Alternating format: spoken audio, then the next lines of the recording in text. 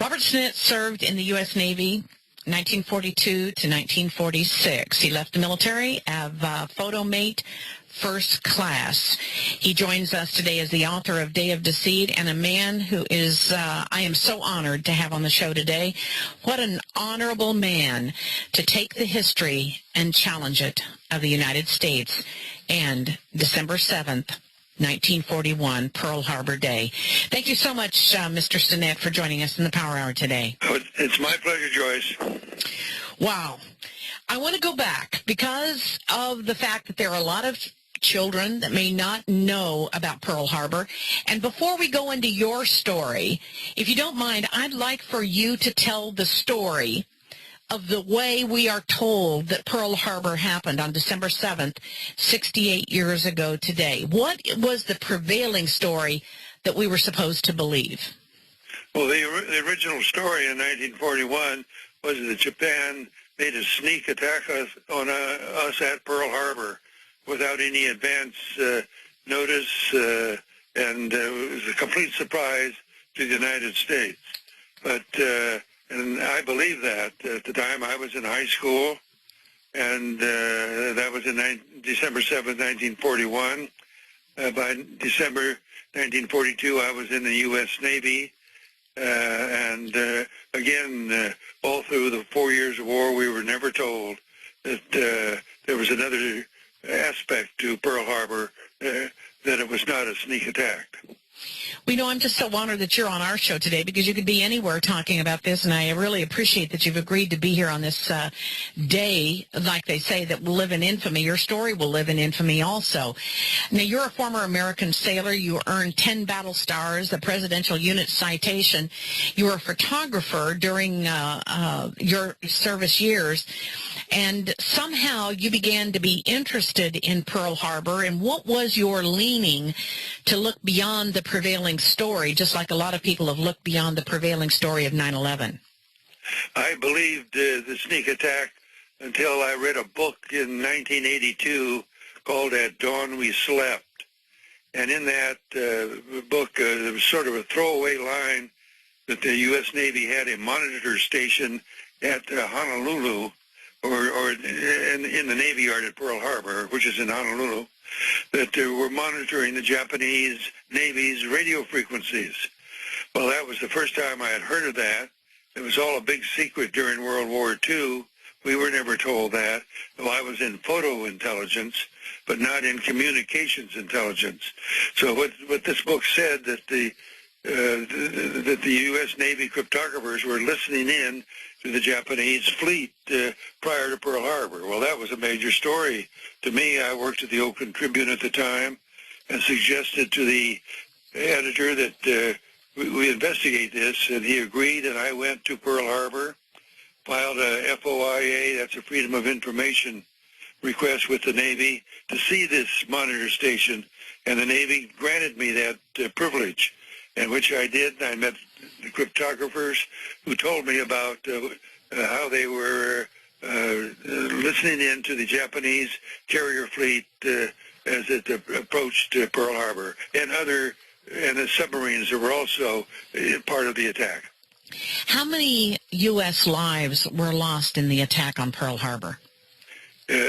Approximately 3,000, both military and civilian lives lost at Pearl Harbor. And so the extent of this is tragic enough. But then when we learn that there were that they were listening to the communications of the Japanese during that time, and it seems that it was a situation, and I compare this back to 9/11, which they call lie hop, letting it happen, or my hop philosophy, making it happen. So obviously we didn't make that event occur, but what you are saying by your information and the incredible documentation that you have is that the U.S. allowed it to happen and allowed these men to get killed, correct? That is correct. Not only that, the administration provoked Japan into attacking us at Pearl Harbor, and we did that by sending our Navy formations into Japanese territorial water to really tick off the Japanese,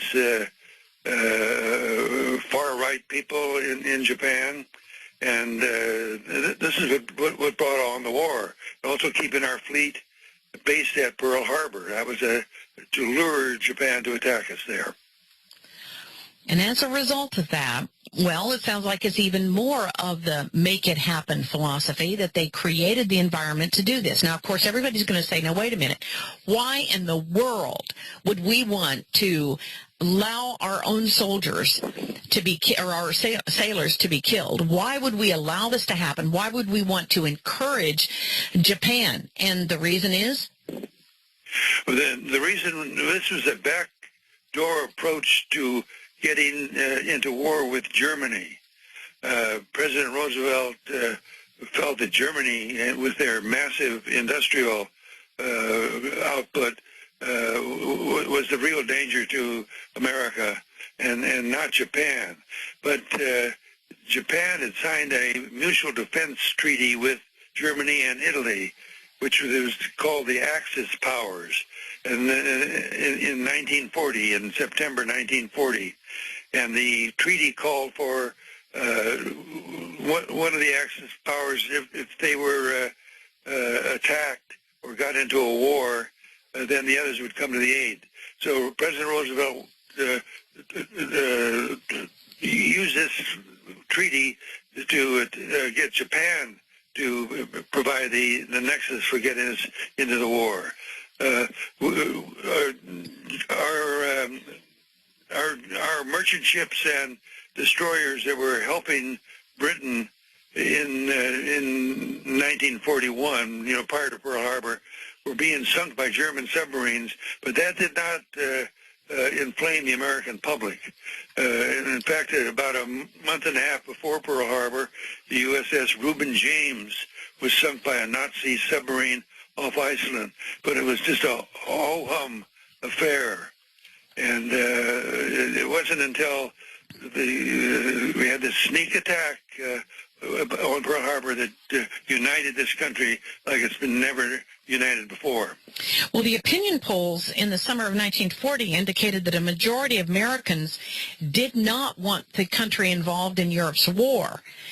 Yet FDR's military, or Roosevelt's military, and the State Department leaders, and I think we would all agree that it was important that we had a victorious, or that we were victorious over the Nazis, because that would threaten the national security of the United States. So we did want to be victorious over the Nazis, but America was not motivated to get into the war at the time. So you're saying that this was used as a manipulation of the American public, very much like 9/11 could be interpreted to be a manipulation against Islamic extremists. Well, that is right. The Gallup polls in 1941 showed that 80% of Americans did not want to get involved in Europe's war. That's what it was called in 41. It was not World War II. And the big problem was to do away with this isolation movement, because American parents didn't want to send their sons and daughters to war like they did in World War I, because the Europeans did not pay for the cost of the war. There was horrible tragedy. They did not want to see that again. So that's why we were against, the 80% were against the war. Well, let's turn to some of the information and the evidence. Now, I know that prior to the time that there was such a thing as Freedom of Information request available, I mean, you do credit Mr. Moss for having, or Senator Moss for having done this to be able to make this information available. There were documents, well, prior to that time, they were not able to get access to these documents, but you were able